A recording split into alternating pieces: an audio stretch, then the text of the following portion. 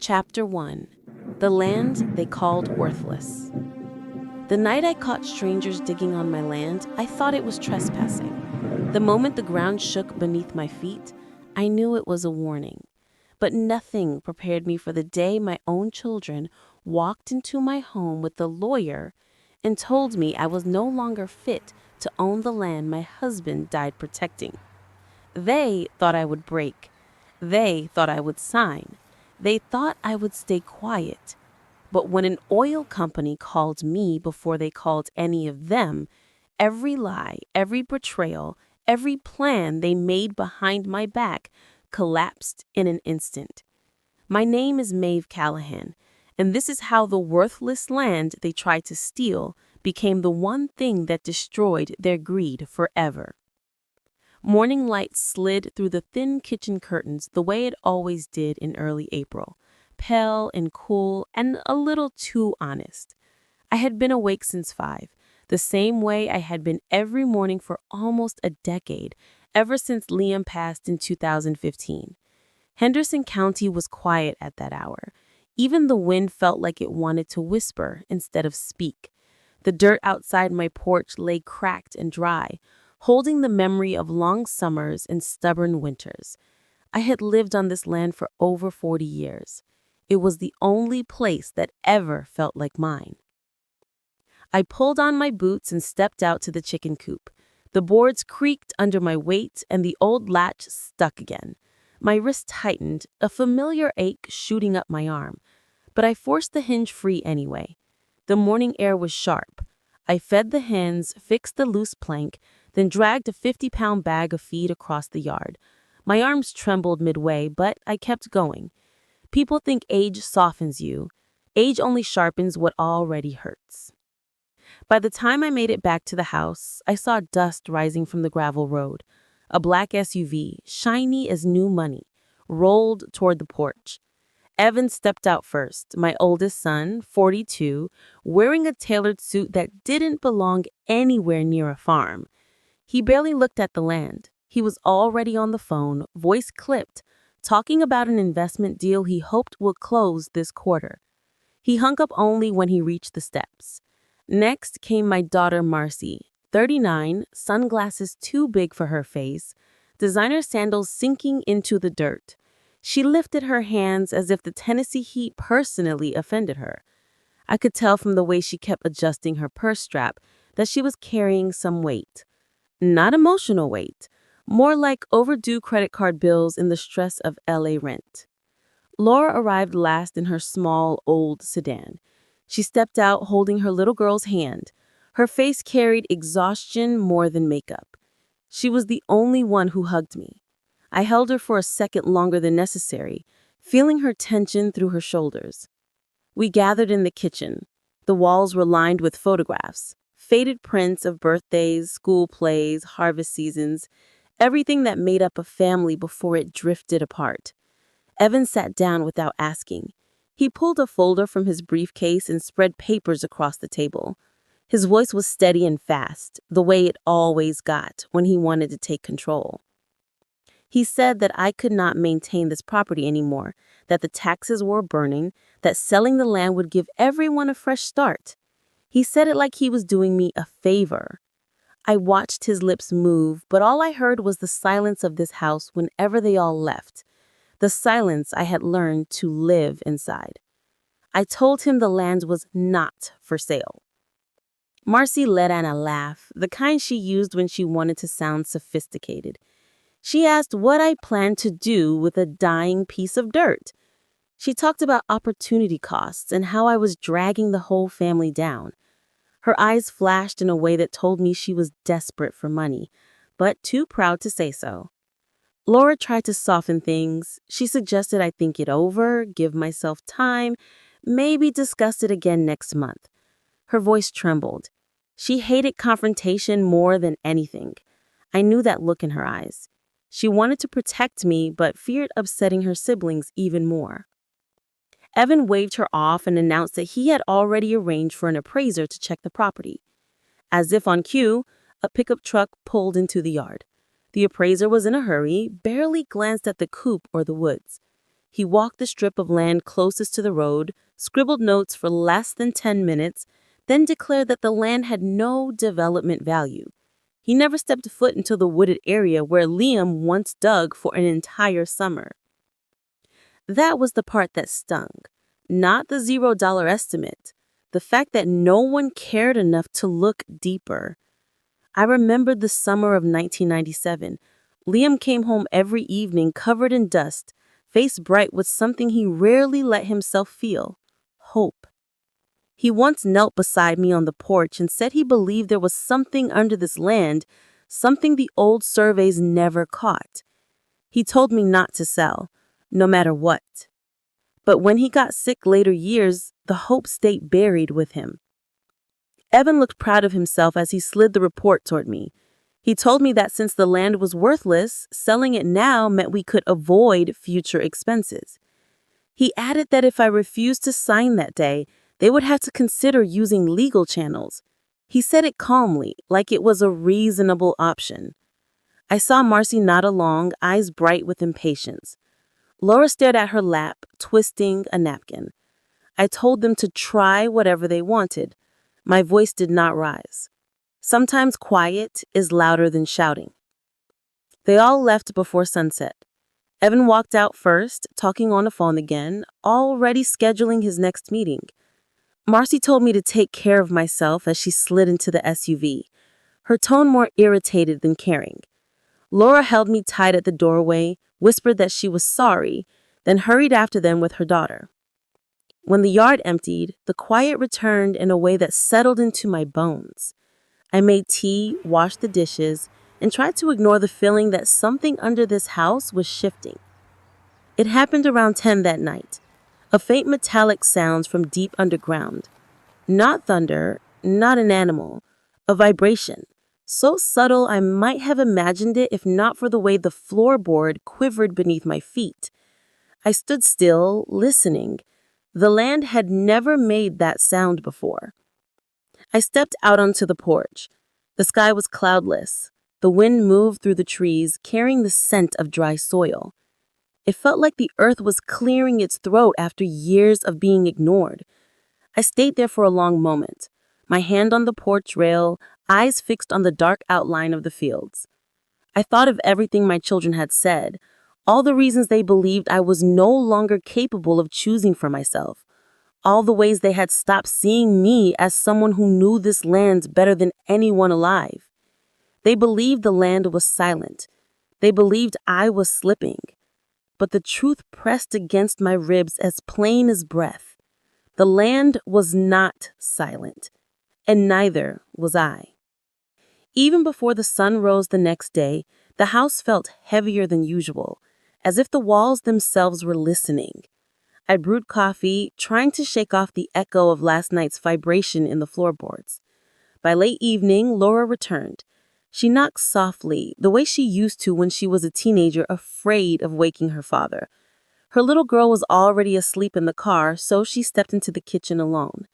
The warm yellow light made her look smaller than her 36 years. She twisted her hands together and finally spoke. She said she did not want to sign anything, but Evan and Marcy kept calling her ungrateful. I could hear the shame in her voice. It reminded me when she was young and always scared of making the wrong move. I told her she did not have to choose sides, that she only needed to choose what felt right in her own bones. That was all. She blinked fast, trying not to cry, then nodded and slipped out the door. The kitchen went quiet again. 30 minutes later, I heard it, the low rumble of an engine drifting across the fields. Not Evan's SUV. Not any of the neighbors. I stepped out onto the porch and peered down the long stretch of gravel. A pickup truck sat near the tree line, its headlights off. Two men stood in the open field, flashlights pointed at the ground exactly where Liam had dug almost 30 years ago. I felt something cold slide down my spine. I called out into the darkness, telling them it was private land, asking what they were doing. They froze, turned my way for a second, then killed their lights and scrambled back to the truck. Gravel flew as they sped off. I caught enough of the license plate to remember it. They were not from around Henderson County. I would have known. Morning brought no comfort. Evan showed up again, this time with a lawyer in a charcoal suit and a briefcase clutched like a trophy. They stood on my porch without even knocking. The lawyer explained that the estate from 2015 was never formally settled and that the land could fall under division if the heirs requested it. Evan folded his arms like he had already won. I looked at him and felt something inside me tighten. I had lost my husband 9 years ago, and somehow my own children wanted to take the only place where I could still feel him. Marcy joined them after a few minutes, stepping out of her rideshare car and straightening her blouse as if preparing for a performance. She told me that I did not understand the value of money, that I was holding the whole family back. Her voice was sharp, but underneath it I heard panic. She must have been drowning in debts she never spoke about. I kept my voice steady. I told them I understood money just fine. I simply was not selling. The lawyer tried to read through sections of the petition, and Evan stood behind him, nodding like some kind of executive. I shut the door in their faces before he could say another word. Later that afternoon, Wilson Reed walked up my driveway with a carton of eggs balanced under his arm. He had been my neighbor for 40 years, and he had seen enough strange things in his life to know when trouble was coming. He sat at the table, slid the eggs toward me, and said that for the past 3 weeks he had noticed a pickup truck parked near the back of my land around 1 or 2 in the morning. He said it was not local. Folks here have plates you recognize. He told me to be careful. I thanked him, my mind trying to stitch together the pieces. As the sky dimmed, another figure appeared at my porch. Devin Ross, Liam's old friend from his drilling days. He carried a rolled map, edges yellowed and fragile. He spread it across my kitchen table and pointed to the wooded patch behind the barn. He said Liam once believed there might be a small oil pocket deep beneath this land and that back in 1997, their equipment could not reach far enough to confirm anything. He told me he had kept the old file for sentimental reasons, but the way he looked at me told me he suspected something more. I remembered the sound from last night, sharp and metallic, and for the first time it felt less like imagination and more like a warning. Later that night, I sat in the living room with a glass of water. The house was still, the kind of stillness that makes your heartbeat sound too loud. Then it happened again, a soft vibration. The rim of the glass trembled against the wooden table, only for a second, but enough to send a chill through me. I grabbed my flashlight and stepped to the front door. The yard was empty. The fields stretched wide and dark. The air felt heavier, as if the ground underneath was shifting.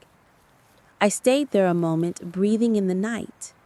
Everything in me felt alert, sharper than I had felt in years. I closed the door slowly, the wood clicking into place. My voice in my head was steady, stronger than the fear trying to find its way in. They thought I was weak. They thought I could be pushed. They forgot how long I had lived here and how much this land had already carried. If this story touched you, please subscribe and let someone out there feel less alone. Thank you. Chapter 2. Trespassers in the Dark. Even before the sun rose the next day, the house felt heavier than usual, as if the walls themselves were listening. I brewed coffee, trying to shake off the echo of last night's vibration in the floorboards. By late evening, Laura returned. She knocked softly, the way she used to when she was a teenager, afraid of waking her father. Her little girl was already asleep in the car, so she stepped into the kitchen alone. The warm yellow light made her look smaller than her 36 years. She twisted her hands together and finally spoke.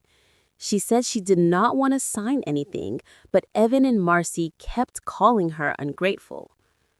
I could hear the shame in her voice.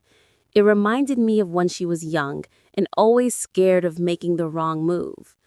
I told her she did not have to choose sides, that she only needed to choose what felt right in her own bones.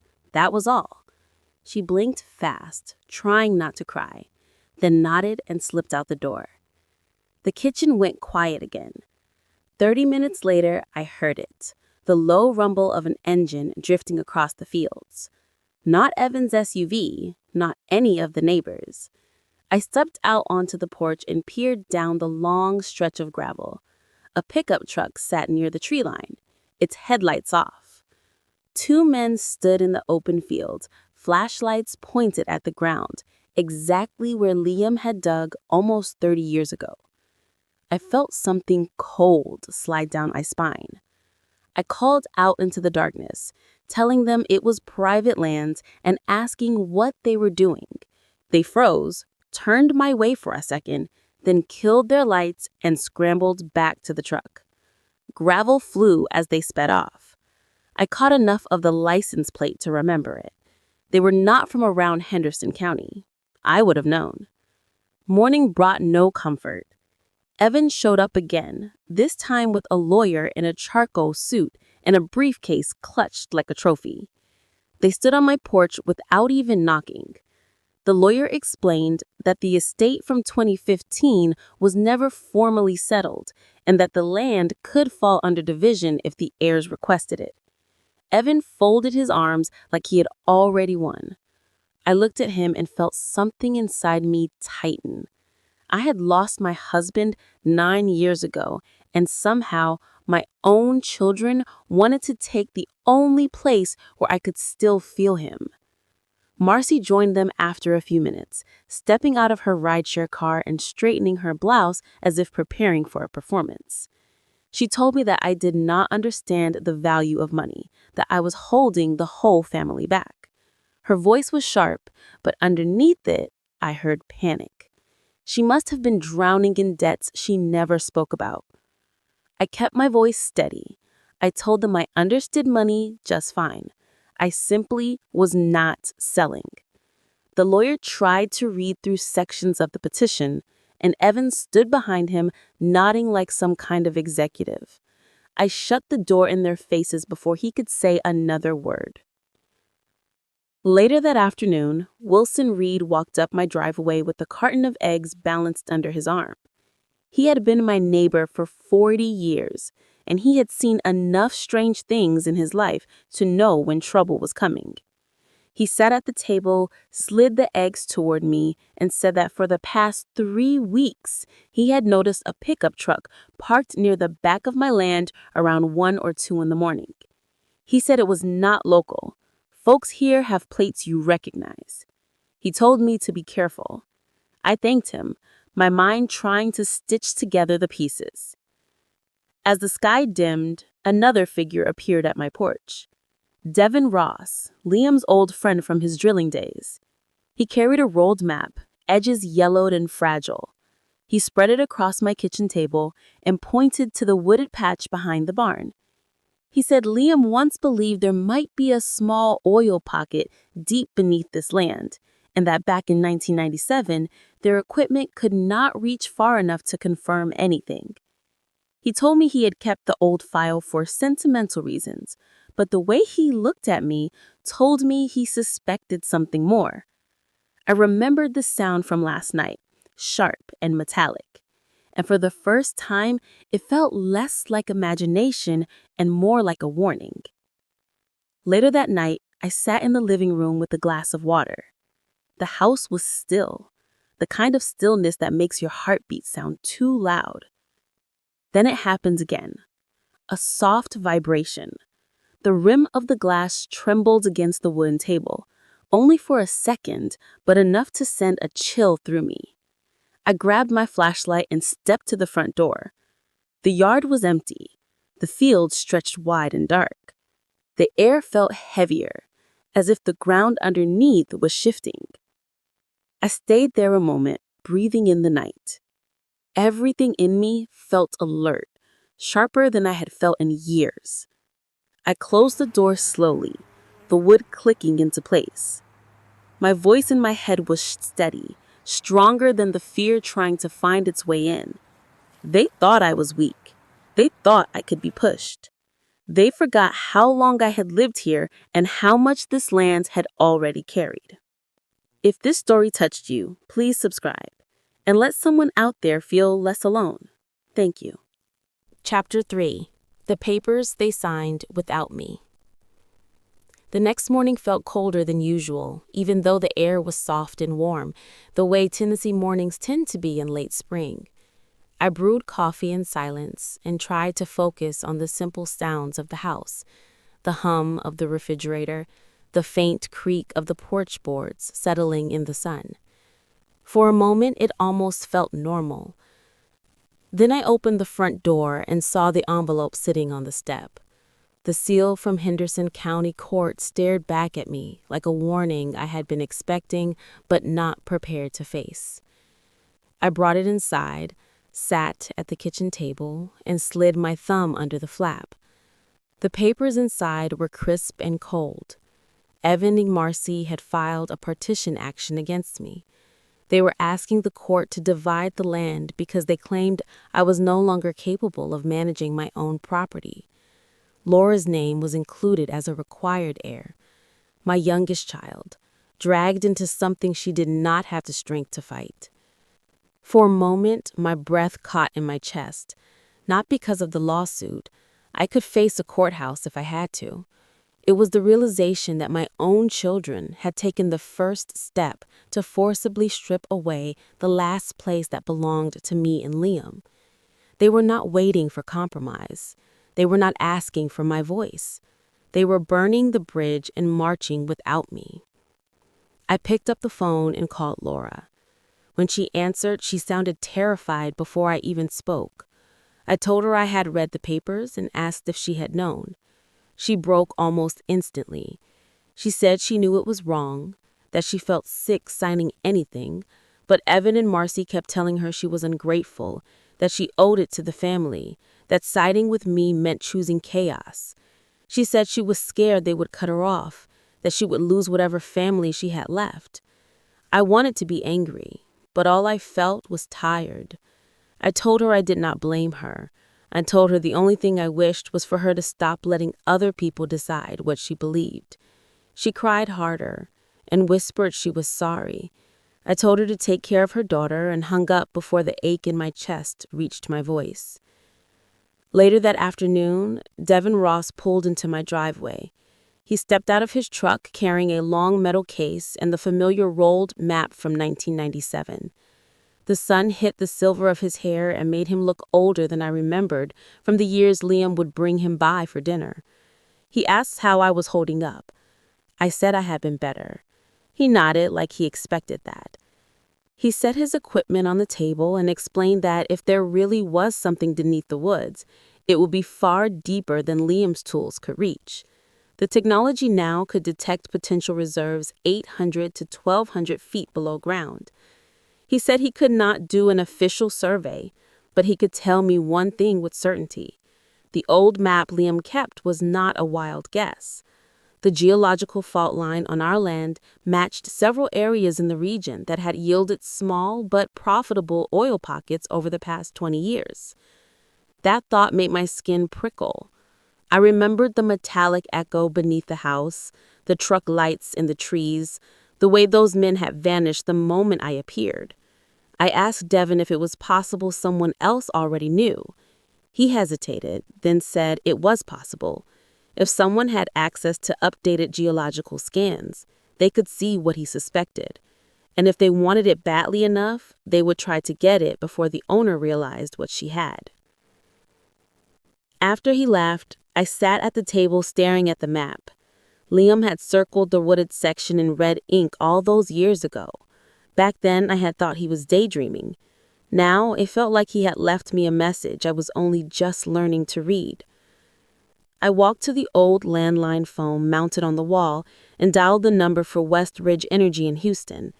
It took 3 transfers before I reached someone who even knew what a geological survey meant. The woman on the line apologized and said the senior engineer was out for the week but offered to take a message. I told her my name, the coordinates from the map, and that I believed there might be something valuable beneath my land. My voice trembled, but I kept it straight enough to sound serious. She promised to forward the message. I hung up and hoped someone would take me seriously. By the evening, I received a text from Evan telling me he had arranged a meeting at the cafe in town. He said Laura and Marcy would be there and that I needed to sign some paperwork to make things easier on everyone. I considered ignoring him. Then I remembered the look on Laura's face and decided to go. The cafe was nearly empty when I walked in. A ceiling fan clicked overhead, stirring the warm air. Evan and Marcy sat at a corner booth with folders stacked neatly in front of them. Laura sat at the edge of the seat, shoulders folded in like she wanted to disappear. Evan motioned for me to sit. He used the same tone he used as a teenager when he wanted to sound older than he was. He told me they were offering me a chance to sign before the court hearing so that things would not get ugly. He said the papers were straightforward. Sell the land, split the profit, move on. Marcy chimed in and said I was being stubborn for nothing. She said I was holding on to memories instead of seeing reality. She said I was hurting the family by refusing to let go. I looked at her face and saw the fear behind her words. It was not fear for me. It was fear of her mounting debt, her collapsing image of success, her desperate need for money she didn't want to admit. I told them I was not selling. Evan leaned forward and lowered his voice, trying to sound calm, but failing. He said the court could order a competency evaluation. He said people my age sometimes failed to recognize what was best for them. He said it would be better for everyone if I stepped aside. I stood up, placed both hands on the table, and told him I knew exactly what I was doing. For a moment, no one spoke. Then Evan exhaled sharply and said something he should not have said. He said he already had a buyer lined up, a development company that had been picking up land around Henderson County. I saw the instant shock on Laura's face. She had not known. Marcy looked at Evan like she was afraid he had just ruined something. In that one slip, everything became clear. They had planned this long before the appraiser ever stepped on my land. They had not come to help me. They had come to cash out. Laura looked at me, then looked away, guilt tightening her shoulders. I walked out without another word. The air outside felt thick and hot, the way it does before a storm. That night I sat on the couch with the map in my lap when the phone rang. The caller ID showed a Texas number I didn't recognize. I answered, and a man introduced himself as Carter Hayes from West Ridge Energy. His voice was calm, almost careful, as if he didn't want to spook me. He said he had reviewed the coordinates from my message. He said there were irregularities in the geological data that suggested something significant beneath the surface. He couldn't say exactly what yet, but he advised me not to sign anything, not a sale, not a transfer, nothing. He said he will be in Tennessee within a few days and asked me to wait. After the call ended, I walked out to the porch with the map and sat on the old rocking chair Liam built. The night was warm and still. Fireflies drifted across the yard like sparks rising from a quiet fire. I traced the red circle Liam had drawn so many years ago and felt something shift in me. Something steady. Something fierce. I closed my eyes and whispered to myself that maybe Liam had been right all along. And for the first time in weeks, I didn't feel alone. Chapter 4. The Call That Flipped Everything. Morning came fast, sharp and bright. I barely slept, but for the first time in weeks, the tiredness felt different. It felt like anticipation instead of dread. I stepped outside just as a truck rolled down the gravel road toward the house. A second vehicle followed behind it, smaller, carrying equipment that looked far too expensive to be anywhere near my old barn. Carter Hayes stepped out first. He looked younger than I expected, maybe early 40s, with a calm steadiness that reminded me of people who worked with things they could not see but understood better than anyone. Behind him was a technician named Miles, carrying metal cases that clinked softly as he walked. Carter nodded to me. "Morning, Miss Callahan. I hope it's all right we got here early. Figured daylight would give us a clearer read." "It's fine," I said. "Let's find out what's under my land." They unloaded their instruments and walked toward the tree line, the same patch where Liam had dug, the same patch where I had seen men stalking around at night. Carter planted the first sensor and gestured for Miles to start the scan. A low hum filled the air as the machine powered on. I stood behind them, arms folded tight, watching the display flicker with lines and pulses I could not interpret. After 15 minutes, Carter asked Miles to reposition everything and run a second scan. He looked at me and said, "Just want to be absolutely sure. These readings are strong, strong enough that I don't want to walk away without double-checking." I nodded, unable to speak for a moment. The second scan took longer.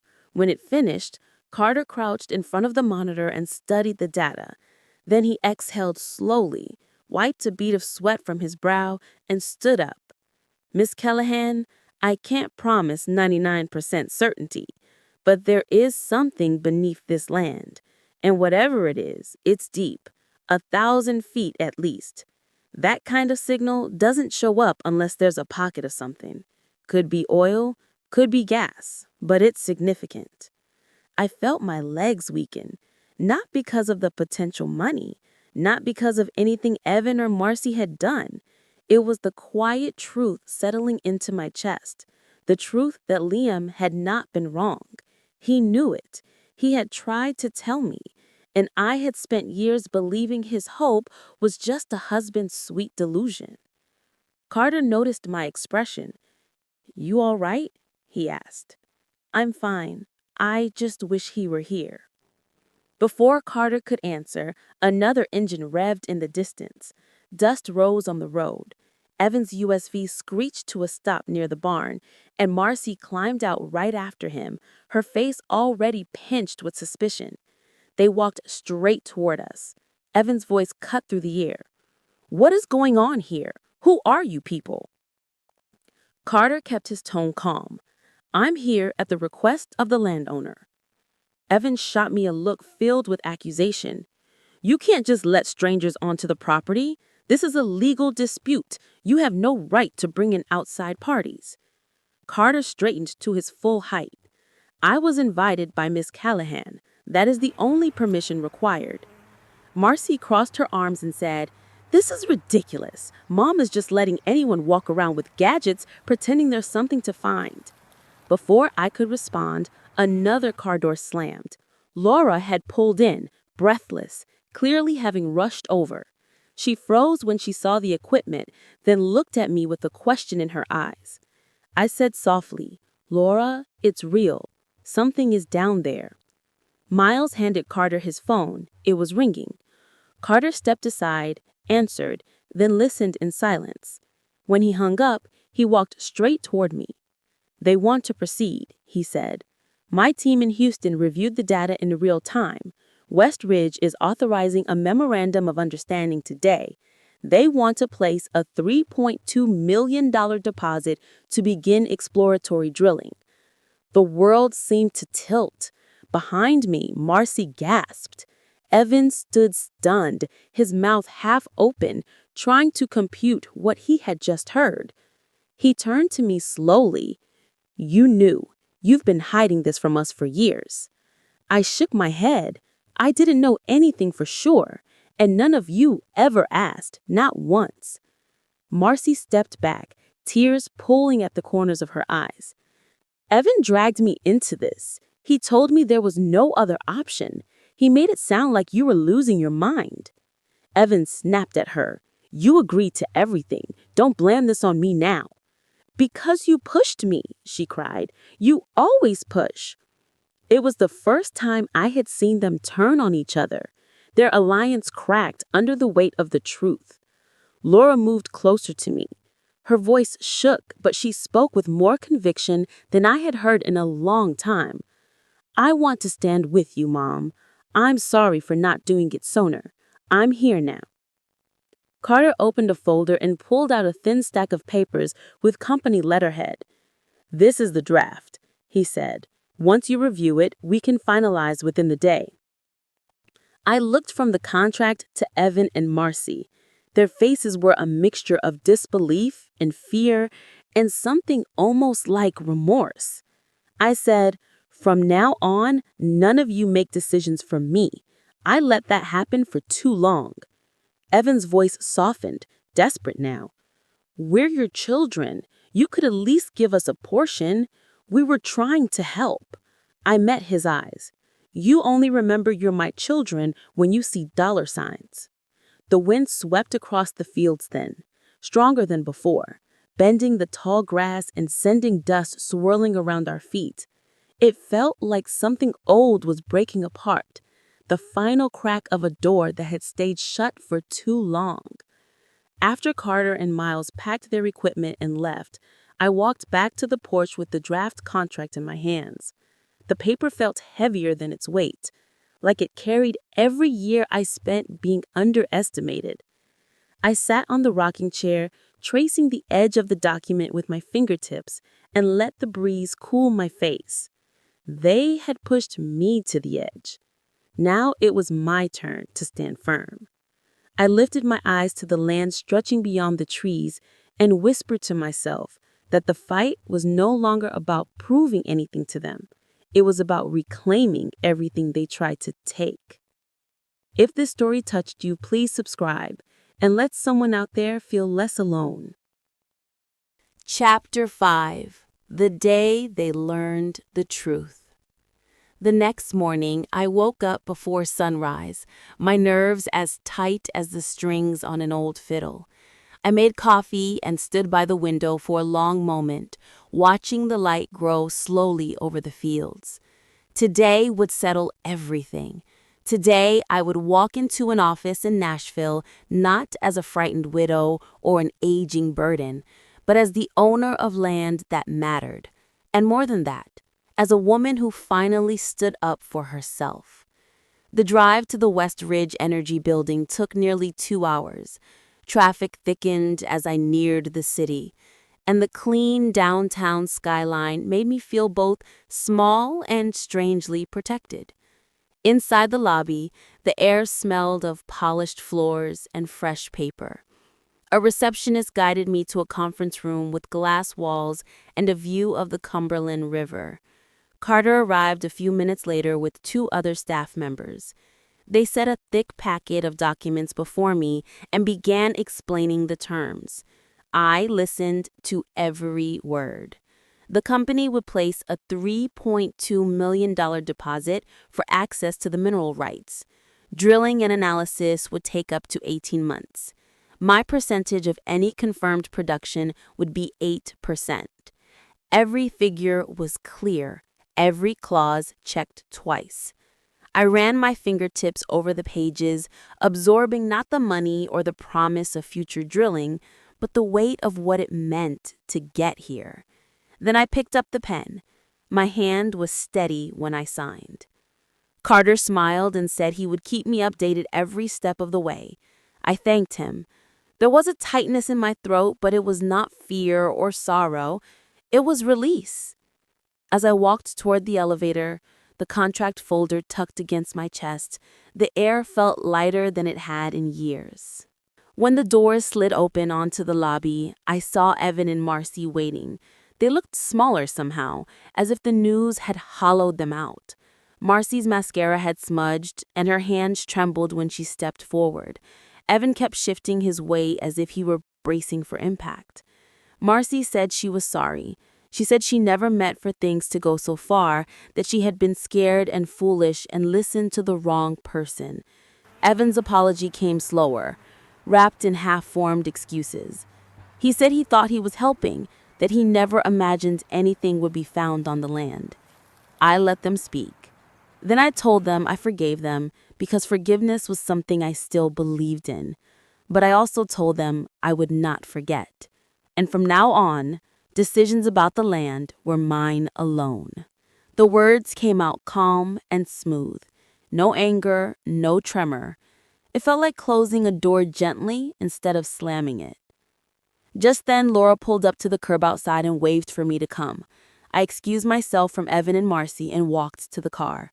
Laura reached over the console and hugged me the moment I sat down. She whispered that she would protect me from now on, that she would not let anyone push her into choosing against her own conscience again. I told her she had already made the right choice just by being there. We drove out of Nashville with the radio low and the windows cracked open. The air smelled like sunlight on river water. For the first time in a long time, I felt like I was not carrying everything alone. Back at the farm, trucks from West Ridge had already begun unloading equipment along the edge of the woods. Metal stakes marked areas for drilling tests. Orange flags fluttered in the wind. The land that once looked like a forgotten patch of earth now felt alive with purpose. Wilson Reed walked over from his property holding a dusty bottle of Tennessee whiskey. He grinned and said he knew I had been right all along. I laughed and told him I had not known anything for sure. I had only refused to give up. He said that was the part most people never manage. As the afternoon light stretched across the fields, I felt something settle deep inside me. The value of this land was not in the oil beneath it. It was in every choice I had made to stay standing when the people closest to me tried to knock me down. It was in holding firm when no one believed me. It was in honoring Liam's memory without letting grief choke me. Laura and I walked along the fence line as the sun dipped lower. I told her about the summer of 1997 when Liam spent weeks digging test holes with borrowed tools, certain he felt something in the soil others had missed. I remembered the smell of sweat and dirt on him, the way he would smile even when he was exhausted. Laura listened quietly, her hand brushing mine every few steps. The sky grew wide and soft above us, streaked with orange and pink. The machines clicked and beeped behind us, preparing to uncover whatever slept beneath the ground. I realized then that the land had been holding its breath for decades, waiting for someone to listen. I turned toward the fading horizon and let a slow breath escape my chest. The fight was over. The noise was gone. What remained was peace and a future finally shaped by my own hands. And if someone watching my story has ever been told they were worthless or foolish or too old to matter, I want them to hear this part clearly. Time has a way of proving what people refuse to see. Hold your ground. Keep your voice. Because when the truth finally rises, it will rise for you.